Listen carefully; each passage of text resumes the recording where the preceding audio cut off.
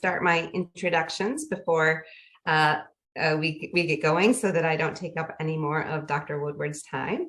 But I'm Ronnie Elwee, and with me is Hannah Frank, and we are the director and associate director of the Implementation Science Core in the Department of Psychiatry and Human Behavior. We're really happy to have you with us today.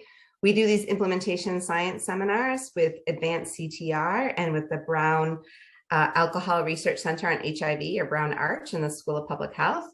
And today we have a very special co-sponsor of the Rhode Island Hospital Injury Control COBRI, which I'll tell you more about in a minute. But first, I just want to introduce you to our wonderful speaker, Dr. Eva Woodward, who's going to be talking about 6 mindsets to improve health equity using implementation science, implications for harm reduction and injury prevention. So Dr. Eva Woodward is a clinical health psychologist. She uses implementation science in practice, community engaged research, and mixed methods to improve equitable healthcare delivery for groups experiencing disparities. She's a former fellow of the NIMH-funded Implementation Research Institute, the NIH Health Disparities Research Institute. She's a career development awardee, clinician, and a researcher through the Veterans Health Administration, and a faculty member at the University of Arkansas for Medical Sciences in Little Rock, Arkansas. Dr. Woodward is also the developer of the Health Equity Implementation Framework, which I'm sure we will all hear more about today. And it is truly a privilege to call Dr. Woodward a colleague, and I am so excited that she's able to present her work to us today. I also want to thank the Rhode Island Hospital Injury Control COBRI, which is an NIH Center of Biomedical Research Excellence. I'll put a link to the center in our chat so that you can learn more, but in brief, the COBRI supports the development of independent researchers to lead rigorous, innovative injury control research that changes practice and improves health. We are grateful for this partnership with Dr. Lindsay Ortrosky, who co-leads the Injury Control Research to Practice and Policy Core, which equips COBRI-affiliated investigators with tools to tailor their study methodologies and dissemination strategies for accelerated impact on clinical practice and policy. And with that, I will now turn this presentation over to Dr. Woodward. Thank you. Thank you so much for that warm welcome. Good morning or good afternoon to everybody. So nice to be here with y'all. And thank you so much to the COBRI for having me to advance, to the Implementation Science Core at Brown, and to the Alcohol Research Center on HIV. I'm really honored to be here. Let me just ask, you clearly chose to be here for a reason today. And so I'm a little curious about what that reason is. This is going to be a big picture talk, something for everyone. Put in the chat, what is something you are wondering about related to the intersections of implementation science and health equity? What are you wondering about right now? It could be something very specific. It could be, looking for kind of a broad orientation or something in between. I know we've got folks spanning multiple disciplines and multiple health problems here. We've got people interested in injury prevention, in harm reduction, substance use reduction, mental health care, HIV, prevention and treatment. What is something that you are wondering, if you will, put in the chat? Just kind of questions on your mind as you arrive here.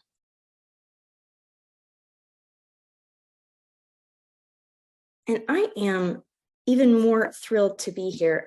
Brown University is one of my former training programs. Before I moved to Little Rock, I was at Brown and had the privilege of being trained by many people, but really standout psychologists in the Department of Psychiatry and Human Behavior in health psychology. And I'm just glad to be, among all of you again today. Okay, so let's see what people have on their minds today. Really thinking a lot about ensuring interventions are reaching patients from minority groups. So reach, expanding reach to people who might be minoritized, especially when recruitment budgets aren't there. How to select frameworks focused on how to adapt interventions or then implement them. Okay, both of these things we're going to hit on slightly. We're going to hit less on specific strategies for reach, but there are some tools that I'll review here that you can then dive deeper to. We will review some tools for adaptation and implementation related to health equity. How do we think about health equity at the start of developing treatments? Oh my goodness, yes. Kind of how do we focus on this work in a meaningful way rather than surface level? And lots of discussion on knowledge generation happening all around, absolutely, but very less on getting it to practice, which is where it matters most. Absolutely, absolutely. Okay. And I'm kind of seeing something similar to, I'm seeing a couple of comments on, moving beyond superficial diversity, equity, inclusion checkboxes. That is always the question. What's good in a nutshell is there are some really great advancements happening from many, many people, myself included, but certainly not only me. And there are also lots of places for us to keep working, lots of places where cutting edge work is happening to get down to practice where it matters, as one of you said. And you'll kind of see this kind of snapshot take of that today. What I am going to share with you and talk with you about is our mindsets. So these are really frames of reference for you to think about. And within each mindset, there's some tools or examples I'll share. Some of these are ones I've developed or are working on, and many of them, most of them, are from other people. So you'll see different people credited, different minds that are working on this in the field. And then you can continue to apply it to your particular health problem or population. Okay, so we're focusing on our mindsets. Here is an overall mindset for you that I want folks to consider is really for equitable and just implementation of good care. We must embrace complexity. And we must realize that these are career-long, lifelong endeavors. Many people have come before me, before us, who have been working on implementation science, working on health disparities research. And fortunately, I'm hopeful, there will be people after us as well. And so there's a lot of room in the sandbox to play. And I hope that you're doing that and you find something here that takes you from where you are to going one next elegant step forward. So as we go through this talk, there's a lot of places, and you've narrowed down some questions in the chat that you're wondering about. And I want you to kind of, as we go through this, think about what one or two ideas resonate most with you. And if you have a pen or paper nearby, write it down. Write it down. You really want to take out of any learning experience, what is the most elegant next step? Or as they say in Frozen 2, what's the next right thing? Okay, so you just have to do the next right thing, but it's complex. There's no simple shortcuts here, but there are tools to make that happen. So first, we're all coming from a lot of places. You've been busy. There's a lot going on. So let's just get present for a minute. We're going to do a quick minute mindful exercise to just really kind of ground us in this before we jump into the complexity. I'm going to close my eyes. You can close your eyes or close them, 8/10 of the way, leaving them lightly open. You can stare at something neutral. And closing the email, closing the chats, putting the phone down. Just noticing your own breathing. Whenever you inhale, noticing where you feel that inhale most intensely in your body. And commenting to yourself something like breathing in or inhaling when that happens.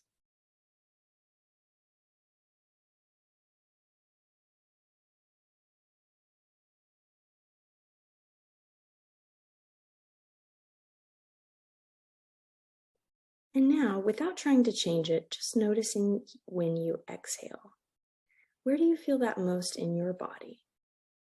And name it internally as it's happening. something like breathing out or exhaling.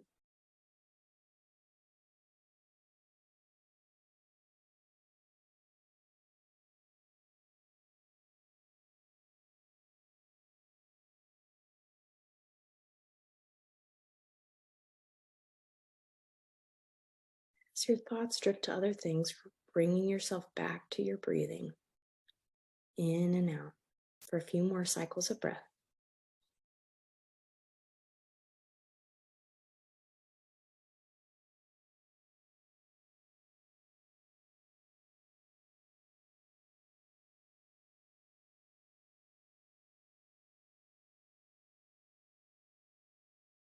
Okay, taking your last mindful breath, kind of fluttering the eyes open.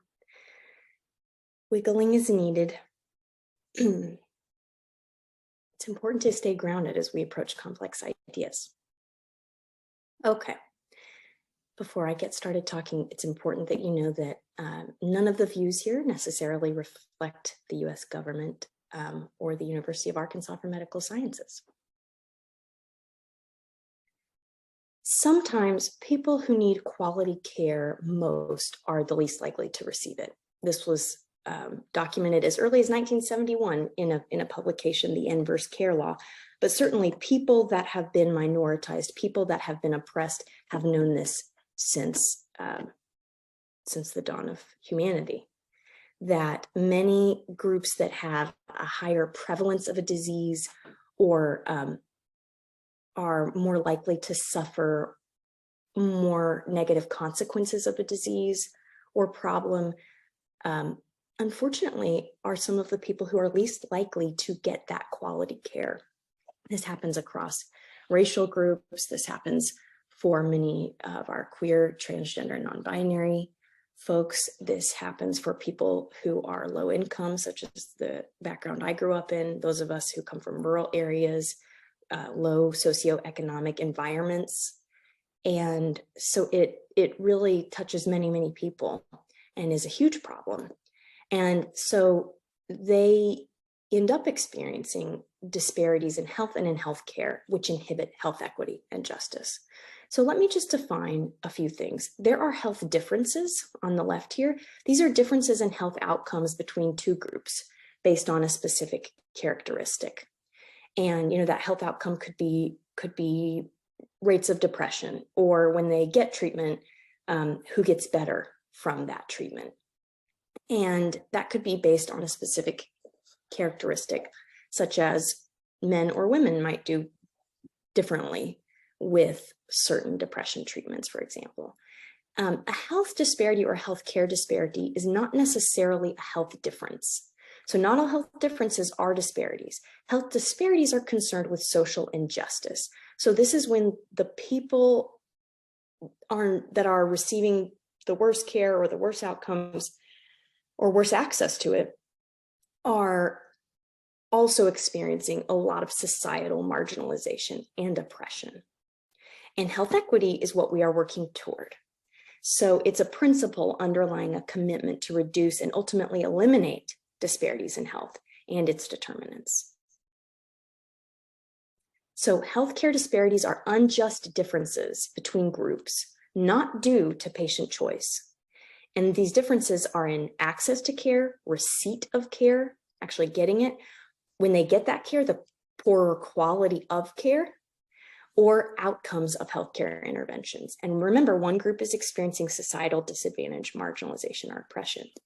So let me ask you, multiple choice question, type in the chat. In your field, you are aware of healthcare disparities in A, structural access to interventions, like the ability for people to get this thing at all, or even get to a place where they could get it is disparate and unjust, or in the receipt of interventions, when they're at those points of care, they're not offered the treatment or the intervention, or when they get the treatment or intervention, C, do they have disparities in the quality of the intervention? It's not delivered quite as consistent with standard guidelines for some people as for others.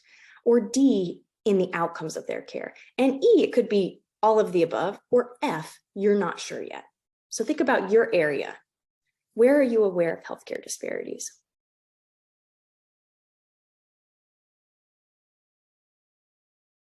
And just FYI, for people chatting, most people are chatting only to the hosts and panelists. I mean, I can see it, which is interesting. If you want others to see it, you kind of have to click the little drop down in the chat and click everyone.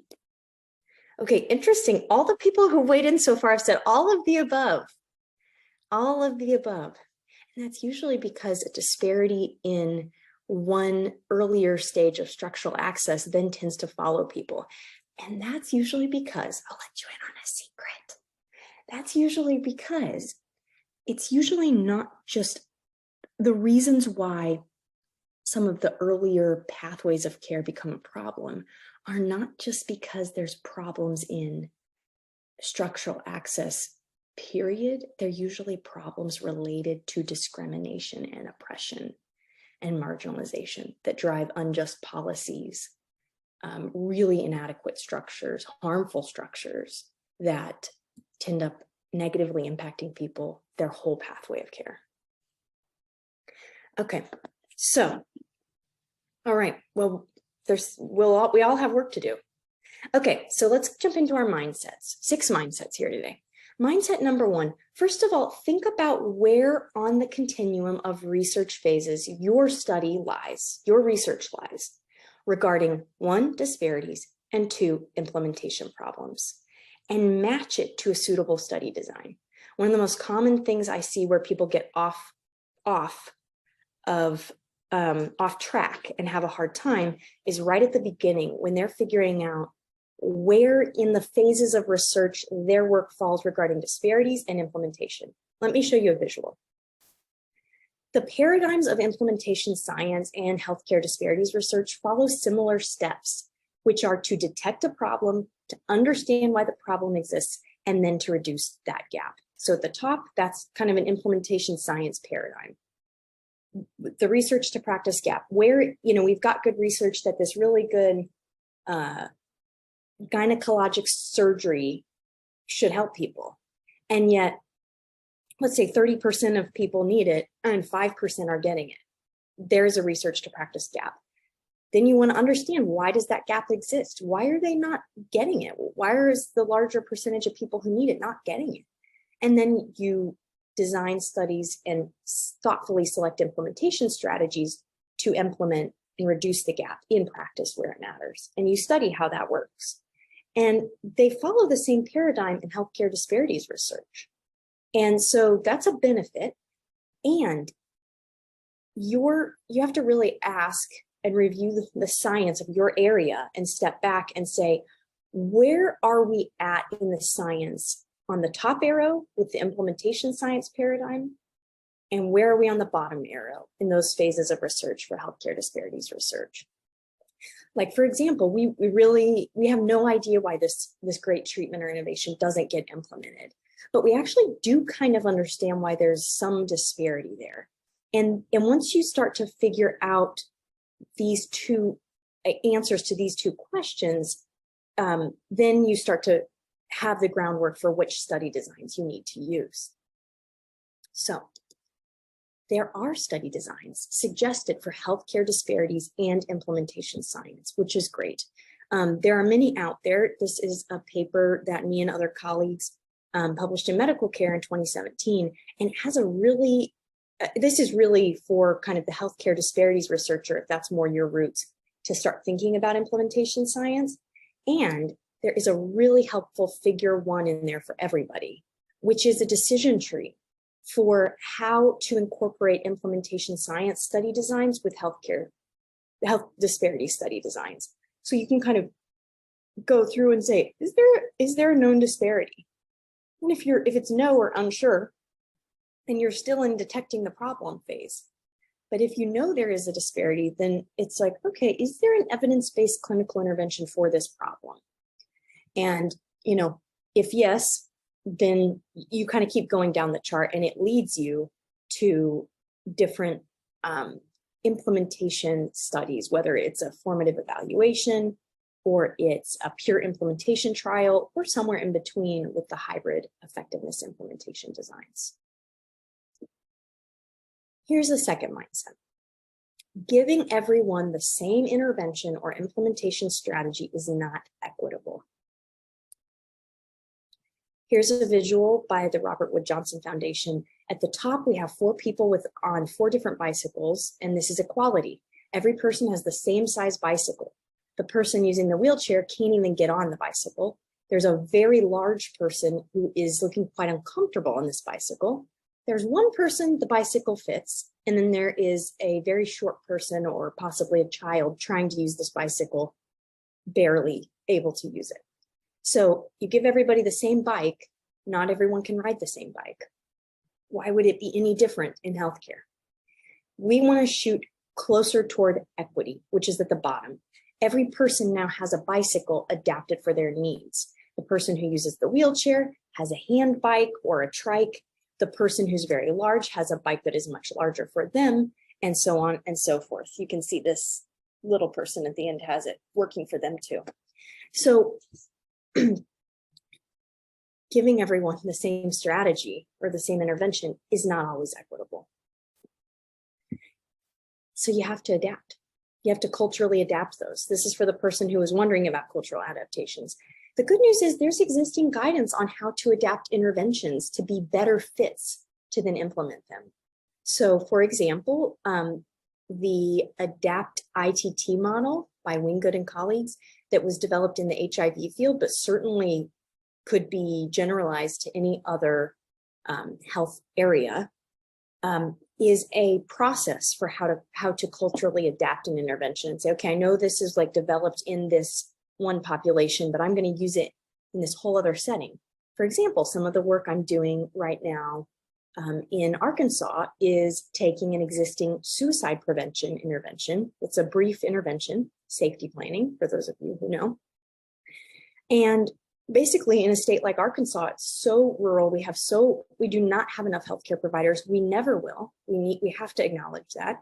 And yet more people need more of all the interventions. But specifically in suicide interventions, one of the solutions my community partners and I came up with was, let's train lay people in this and deliver it outside of a healthcare setting in community organizations in rural Arkansas. And so first, we are going through a year-long process to culturally adapt it. And in fact, there's a really nice video overview of that first model on this Columbia University CTSA website. They have a whole series just like here, but they have them on YouTube and you can go watch it there. So there's more than one, which you can see listed here, more than one way to adapt those interventions, but that might be where you're at, where the science is needed, and that's the study you need to do. The other good thing is as you're adapting, whether you're adapting an intervention for a new population or new setting, or you're adapting strategies, there are ways to document changes to those implementation plans or strategies that might be different for different groups. So the previous slide was all about adapting the intervention. This is about adapting the implementation plan, the strategies. So there's 2 great tools here that I want to highlight for people. A great tool for tracking the strategies used is published by Rudd and colleagues in 2020. It's actually not titled in a way that would make you know there's a great tracking tool in there, but there is. It's an additional file in Excel. I have used it in some of my work tracking strategies implementing HIV testing in Jamaica in emergency departments. And it's very easy to use. You want to track that as you go. If you have some kind of study that has no rigid plan for strategies, or it's some kind of a strategy that actually is multifaceted, such as facilitation, it would be wise to track what strategies actually get used with a tool like that. And then as you change the strategies, there's another tool, the Frame IS, put out by many of our colleagues in the Veterans Health Administration. So this is a great tool where you end up tracking what strategies were used or changed, by who, why, at what point in time. So these are 2 really helpful things to build in depending on where you are in your science. And then here is just an example of a study design that allows for thoughtful delivery of strategies based on which sites need it most. And Ronnie and I just got to have this great presentation by Shauna Smith and hear more about this work, in which they used, this was about implementing a psychotherapy in high schools in Michigan. And they used a SMART trial, which involved using adaptive implementation strategies. And essentially, they had a hypothesis where they thought, they basically had kind of like low intensity strategies, like we're going to train all the school counselors to do this thing. That's like the bare minimum. And then they had much more intensive strategies. They had coaching, where they then assigned them like an individual supervisor to clinically really help them deliver that therapy. And then they had even more intensive facilitation, where they brought in people to like work with the entire school system and the structures. And they thought that having all three of those would be better than just having the minimal training. And actually what they found was that that was not true. They found an important lesson for equity, that not every site needed all the same things, which is what you just saw in that visual of the bicycles. Some schools just needed the bare minimum and they were good, but they had a study design to then help them adapt in the study based on how well they were doing. And the schools that were still struggling then got more things. And so that's also a way to preserve the resources. It's both costly and unnecessary to give everyone everything when you could adapt and be thoughtful. And even if you were just implementing in practice, you could still borrow from the methods they use in this scientific study to figure out how to monitor data, assess, and change strategy delivery based on what is happening at these sites.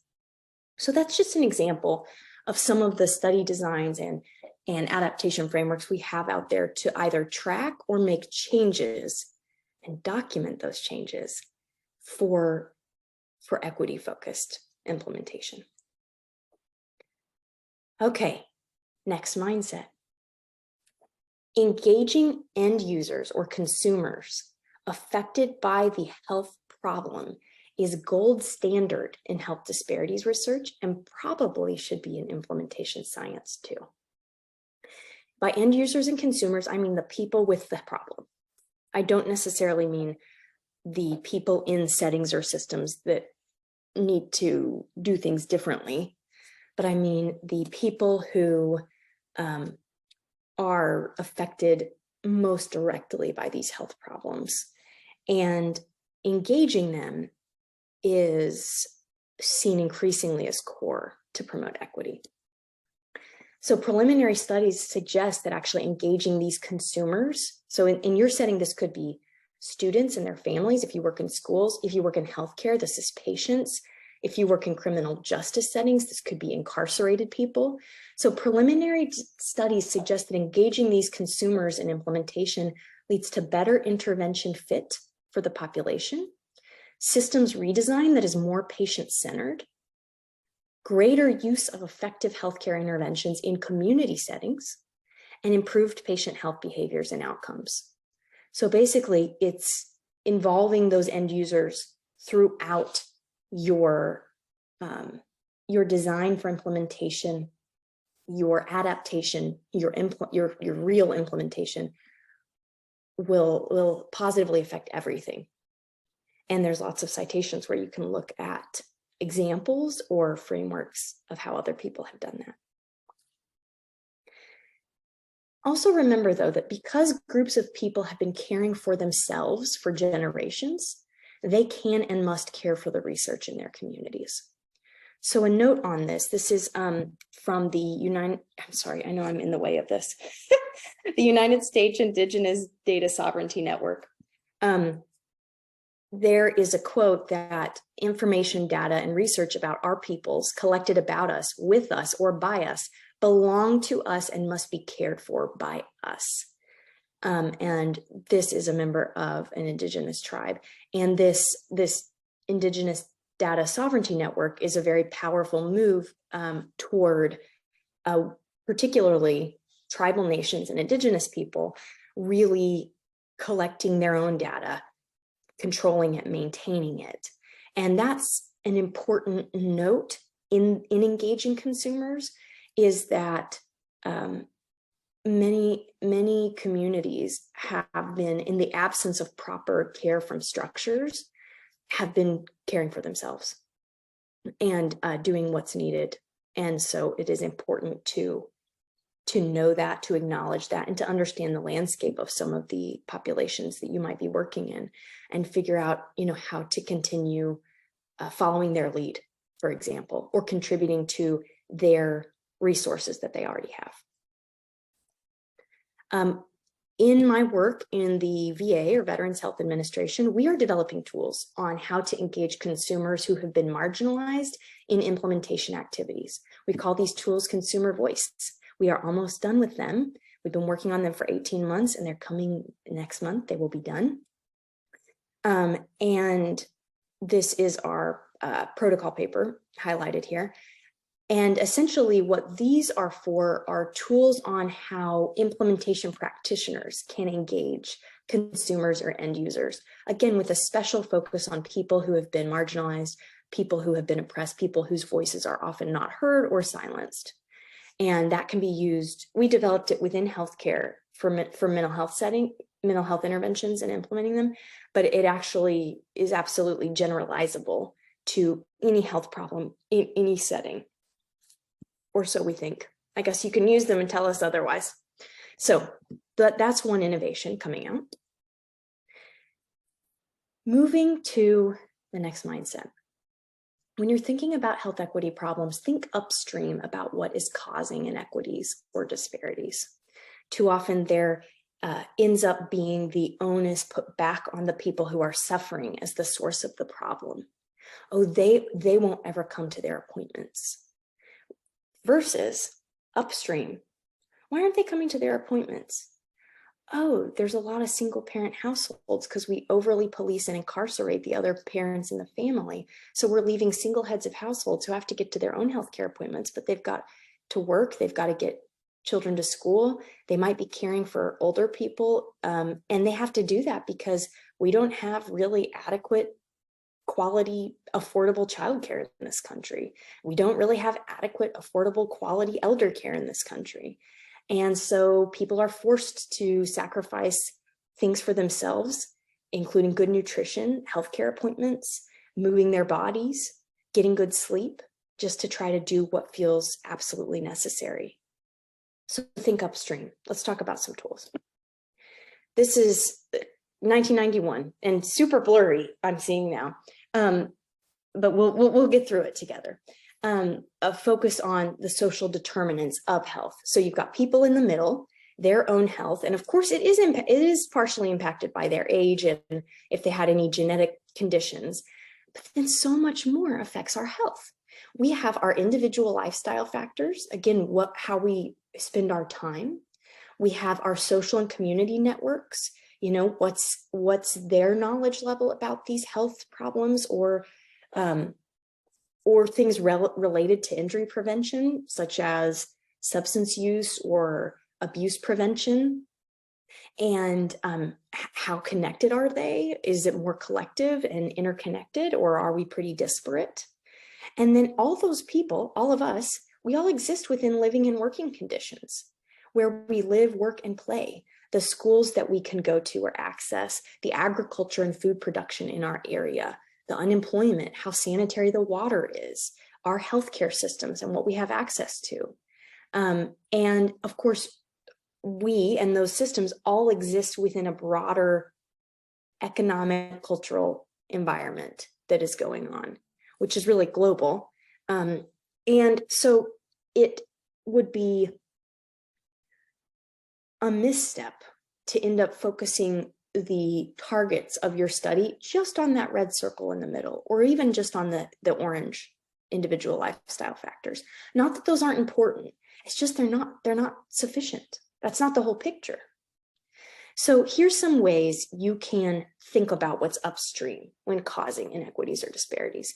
Number one, partner outside health sectors to implement. Great citations for all these at the bottom. 2, use system science and agent-based modeling approaches to capture multi-level cause and effect. Because what I just presented to you earlier was multiple levels. So that means your analytics, your data collection have to be different to match accounting for those levels. I haven't used this yet in my work, but this is really for me, like my elegant next step in the next 5 years. 3 is design studies accounting for upstream factors.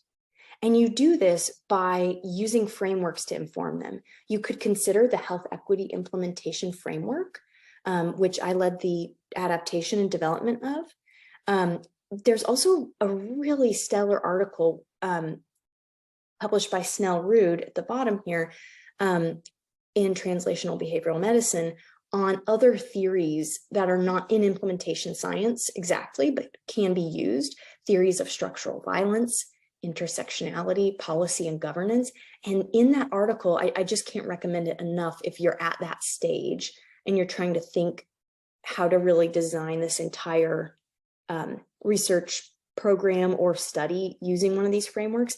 They have a lot of good examples of how you could bring those theories into the research questions. Or you could use the health equity implementation framework, which is, to my knowledge, the only implementation science framework that focuses also on equity determinants that we have currently. And then 4th, to think about upstream factors is to link social determinants of health and other upstream contributors to moderators or health outcomes. So when you get studies that are fully powered enough, making sure that you have some ways you can assess for moderation there or a direct effect on health outcomes by chance, to also see if you're changing any of those upstream factors or affecting them or mitigating them. Some really good work here. Here is a recent example, because I have to brag on my colleagues, because Little Rock, Arkansas is a hotbed of implementation. And this is a recent example of partnering across sectors for harm reduction among incarcerated individuals.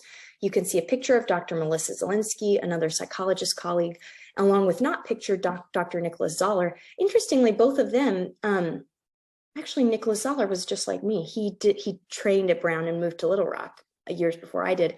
And Melissa was in like a criminal justice T32 training program at Brown for a period. So interesting. We're all doing our thing in Little Rock. They just got a $1.3 million grant from the U.S. Bureau of Justice Assistance. So it's the university partnered with the county sheriff's office. And they're going to do all of the things depicted here. They're expanding a sheriff's reentry program for incarcerated individuals who are reentering, who are being released and reentering, a civilian world. And so they're adding a substance abuse counselor and 2 peer recovery support specialists, so people who've been there. They are going to add and offer medication-assisted treatment for opioid use disorder. So they've partnered with pharmacy. They're going to be working on increasing housing for detainees upon release with a local community housing program. And then they will also offer 12-week classes on trauma recovery for incarcerated individuals, because many people in jail, actually most people in jails and prisons, have experienced a high degree of trauma before they got there and usually while they're there. And those symptoms can then lead to a bunch of terrible health outcomes. And that involves psychology. So you can see, look at all the different sectors that are partnered with here, because again, these problems are not simple. These problems are not simple. So we have to embrace complexity. We have to embrace long-term partnerships across sectors.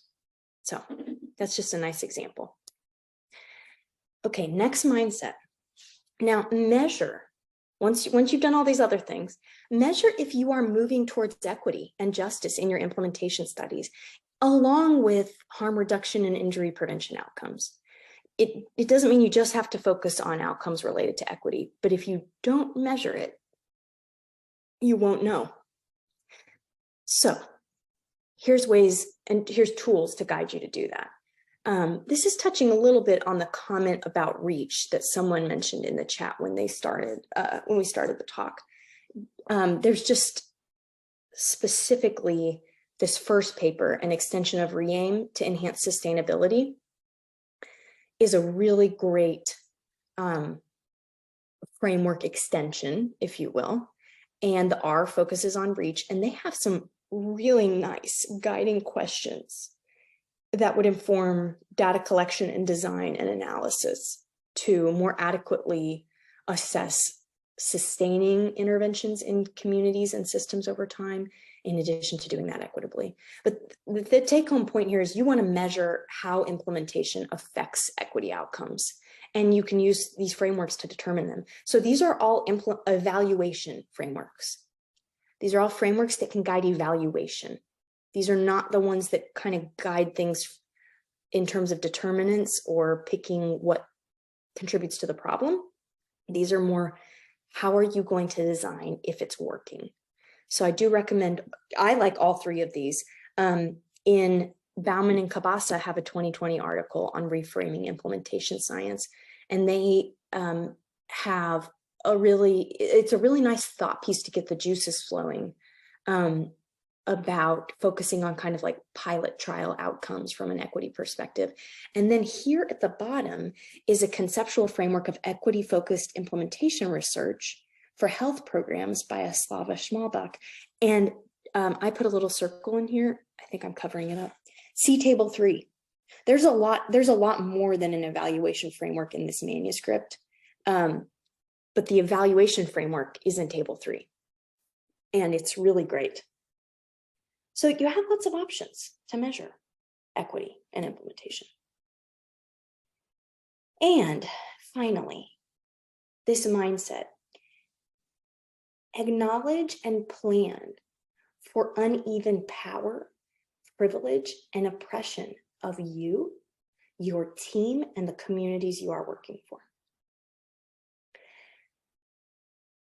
We all arrive at each circumstance with different lived experiences and different identities that give us formal or informal power or expose us to more oppression or danger. And that isn't even static.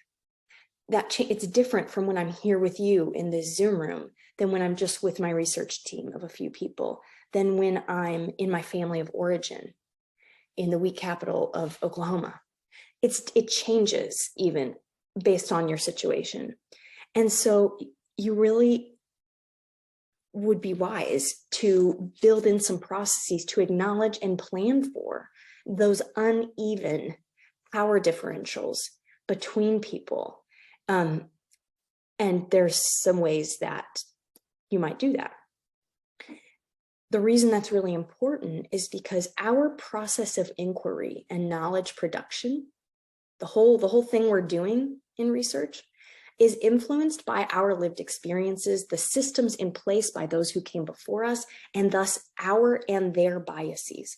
So, everything you see here on the screen, the questions we're asking, the problems even of focus, are infused by our lived experience and the systems in place and the biases of us and other people. Our solutions will be narrowed by those lived experiences. Everything from our methods, our strategies, our analysis, to the outcomes we're looking for will be colored, will be narrowed, will change based on our lived experiences. And this really acknowledging this can then free a team up to say, okay, how can we become more aware of the operating assumptions in our work? And then try to minimize the harmful ones. They're not all harmful, but some of them are. So there are many ways to critically self-reflect and acknowledge these power differentials. You could do anything on the left. You could do self-assessments about different cultures, identities, experiences. You could do a selection of readings with books, but you could use shorter things, a lot of good blog posts out there, even infographics to provide some good education. You could get some consultation from someone else that you trust, or someone you don't know but is much more experienced, or just differently experienced. You could do some reflective writing. You could have some culturally immersive experiences in which you are really gaining a lot more insight and exposure to some of the real upstream factors and day-to-day what's at stake for the communities you're trying to help. You could actually then, if it's a research study, if you're a clinician, if you're implementing strategies with other people, you could audio videotape some of that, or even be observed and get feedback from other people on how that went. And you could do any of those things on the left using any of the modalities on the right. You could do this by yourself privately, which is really important for moving forward with such a hotbed, controversial topic as equity. When we don't do things right, when we do things poorly, when we make missteps, it can be very shameful. And so doing some of that privately can help us still do that work in a more protected way. However, you don't have the advantage of getting any critical feedback from others. So other ways you might do it are with a trusted peer, or in a small group like a team, or with a supervisor or a role model to help you with these things. And in fact, my team and I have been piloting some of these things. So under revision and coming soon is a manuscript, and it is basically called Learning to Practice Reflexivity, Engaging Communities in Implementation Science. And that's by myself and Irenia Ball, who is the lead research assistant on my teams. This is the most recent picture of us last weekend at my house cooking for the LGBTQ homeless shelter in Little Rock. Sonia Singh is also pictured there on the far left, and she's just in there because I didn't want to cut her out, but she's not on the paper. Irenia and I spent over 2 years, trying out for the first time for us some of these processes I just mentioned here on ways to critically self-reflect, to help be more reflexive, to help acknowledge our own positions of power and marginalization when we were interacting with communities in our implementation science work. And we talk about how that was valuable, what was challenging about it, what it gave us. So that's coming soon. And of course, again, there's lots of other people and fields that do this already ad nauseum. Anthropologists, sociologists, a lot of people doing community engaged research. So look for that. Those were your mindsets. I just want to remember and reground us. For equitable and just implementation of good care, we must embrace complexity and realize that these are career-long, lifelong endeavors. So I'd be interested to know, what are 1 or 2 ideas that resonate with you? What is the most elegant next step for you in the next 3 months or the next 6 months, or a place you want to get to in 5 years? You don't make these shifts all at once. They happen in steps. So we might get into that in the Q&A. I would love if you shared, but we can absolutely turn that over and hear what's on y'all's minds.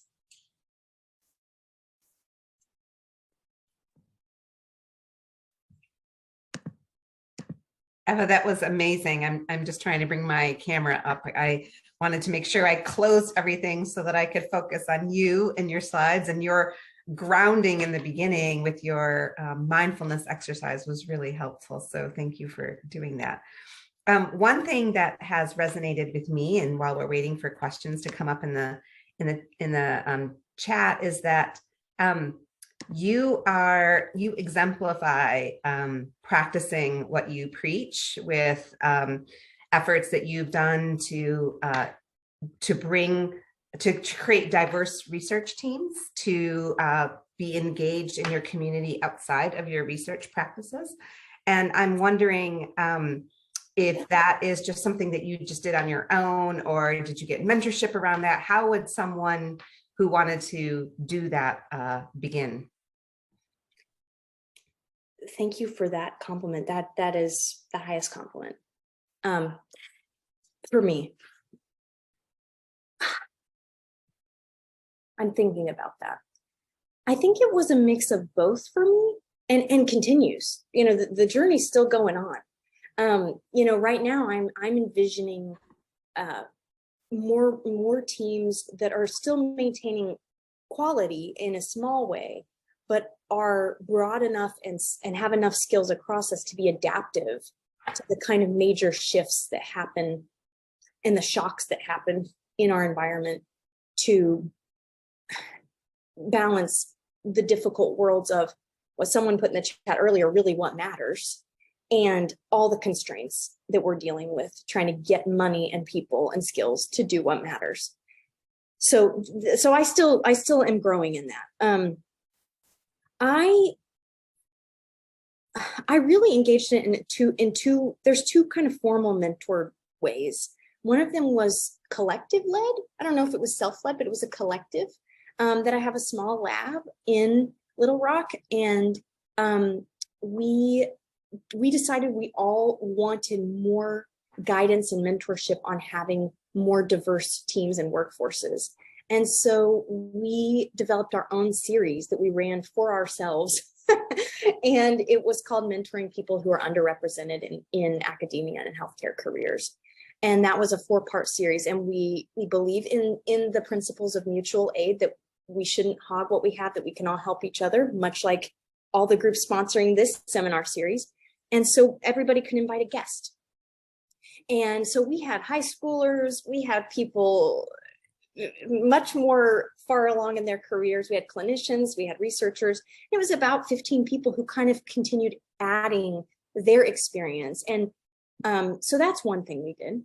The second thing that has really helped me in my own development of teams with the end user or the consumer there is that I did get formal training in that. Number one, I got a VA Career Development Award similar to an NIHK, which then protects that time and commits those mentors to me and should theoretically pay for courses in that. And so the University of Arkansas for Medical Sciences has a community engaged research scholars program where you apply with your community partner and you together go through a year-long course that ends in applying for a grant. And you get mentors and they're walking you through stuff. And then you're getting the book knowledge. Plus I actually took a doctoral level course in addition to that. And so those are the formal things that I did. And then I hope this isn't cheesy, Ronnie, but it's just true. I also just try to really stay grounded in like, what the heck am I doing here and why? It's very easy to get divorced from that. And ways I do that are by really still engaging in my community at large, outside of my academic circles, and with a lot of other people who might not be exactly like me, but also people who are like me, because I come from a lot of disadvantaged backgrounds. And so, for example, my grandparents review every specific Ames page I have. My grandparents who I love that. Have a high school education and are low income in rural Oklahoma. Because I'm like, if it doesn't make sense to them, if it's not of relevance to them, it should not be of relevance to me. Like the work I'm doing is meant to serve the people that I come from, and then others, because we're all connected. Like my problems are your problems and your problems are mine. So that's the ground. There's a grounding thing that goes on there too, that I think helps me remember and do things to work with diverse teams. And I have dreams to flesh that out even more. Thank you for that question. I'm so glad I asked that, and I'm sure that we can have many more conversations about that. We have 2 questions. I'm going to try to link them, giving the time. But you just mentioned a lot of activities that you've been involved in to work with the communities that you want to work for, as you've mentioned. How do you discuss building trust, or how do you approach building trust with these groups as you forge new relationships with them? This is one of the comments in our questions in the chat. And the other one is, I guess in this context, how would you measure that from an outcome? Like there's a question about, just generally outcomes of equity and how to measure that. And I'm sure that that's a much bigger thing. But I guess the question might be just asking, like, for people who aren't sure what to measure when it comes to health equity, what would you suggest? Mm-hmm. I'm just going to go back here to make sure that this person can capture this content on this slide of some of these equity frameworks. Examples are for kind of equity outcomes are things like, within the domain of reach, which someone cared about, simple, which is frankly not even done a lot in implementation studies, is like the demographics. Who are we reaching? If we find out our thing is only going to people that live in a certain zip code, is that aligned with where this needs to be happening? And maybe it is, but so that's an example, is like actually just demographics of who, and that should be targeted based on who you want to reach. Adoption would be similar. It would be, if you're measuring adoption among some kind of deliverer of the intervention, you want to know, like, does that person represent the groups you want to be using this? Are you reaching providers at federally qualified health centers and they're picking it up? Or are you mostly reaching people at academic medical centers with a ton of resources? That would be a cue that you might have some inequitable distribution of things going on there. And then for strategies, I think we're really on the cutting edge of that, actually, but I think there's some places that's going. For that trust building, and again, these journeys are not done for me. I'm still always working on this. The most amazing advice I ever got about building that trust and representativeness was to be trustworthy. If you want to build trust, do stuff that makes people trust you, such as doing what you say you will do. This is, and I have, the more I have learned and more in community engaged research, that comes up again and again, doing what you'll say you'll do, being frank about your motivations. And I think there does with really engaging with consumers and end users. Of course, we have our motivations that are driven by our work and our needs, and that's okay. That's okay. And we cannot expect everyone to get on board with that. And things like I just told you all, like where I come from, I'm like, I don't think they think, nobody even knows what tenure and promotion is in my family. Like, that's not a thing. And so, and that's okay, and so I have to be willing to also say, what is a priority for you? And like I have a strong community partnership with a very small group of people that are underrepresented in the veteran world, women veterans, Black veterans, rural veterans, and in Arkansas. And one thing that's kept us going strong, we just did a big reflection on 2 years together recently, was that, they really said, like, you really have asked us repeatedly, like, what is a concern to you? So when they will also lead events or do their things, we will follow. So sometimes we're not using our research skills. We are, doing tasks that align and promote their initiatives, such as I spent, weeks printing out flyers and posting them everywhere, advertising a golf tournament. That is not going in my promotion and tenure pack. It's not going on my CV, but like that's like, that golf tournament is like a way that their community that comes together and is important for them. So that is absolutely really key in those in those domains. The other thing that's interesting to think about trust is also trust in the context of not only not knowing each other, but in the context of prior harm. If you have been involved in that previous harm, it's like, maybe you shouldn't be doing that. So that's one thing to think about. But the second is the institutions we represent. For example, real hot topic, working for the VA, going out engaging with veterans. Some people have a real negative response to the VA and a real positive response, and in between. And it has been important for me to really, I apologize for things that have been done, even if I had nothing to do with them, because I still represent that institution, and no one can divorce me from that institution when I'm out there in the community.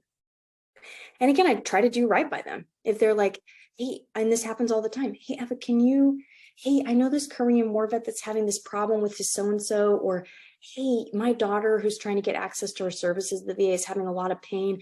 Like, do you know about blah, blah, blah? And I'm like, I guess I might not know the exact answer, but I'm like, I will get as close as I can for you. Like, let me use that insider knowledge to then promote what you need.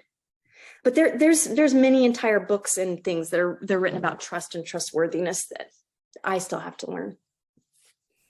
Well, this has been an amazing presentation. Thank you so much for joining us and sharing your insight and these great slides. And I think we're all inspired. And one chat that you have is that we need to rethink tenure and promotion packages. So that's a whole nother topic, but yes, I know that you would agree.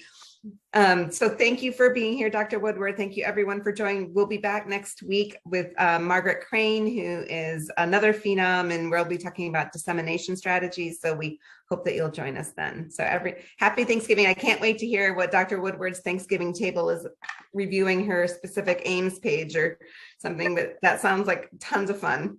Thank you all for having me, and thanks for joining along. Okay. Good luck in your work. Thank you. Thank you for being here. Bye.